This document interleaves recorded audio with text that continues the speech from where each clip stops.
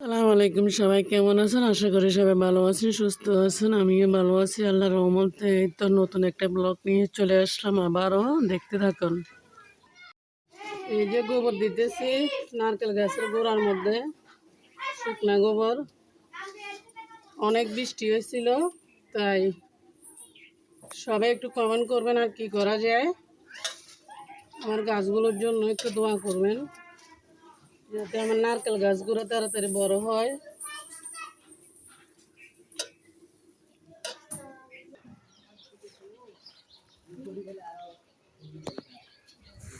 গোড়া দেখো।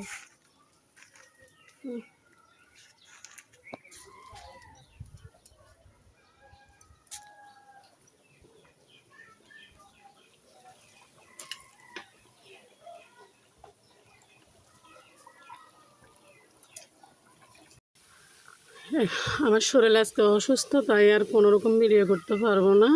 এখন 2 দিন রেস্টে থাকতে হবে, ডাক্তার বলছে, ঠিক আছে।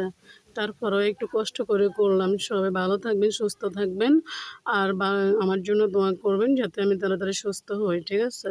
আল্লাহ হাফেজ।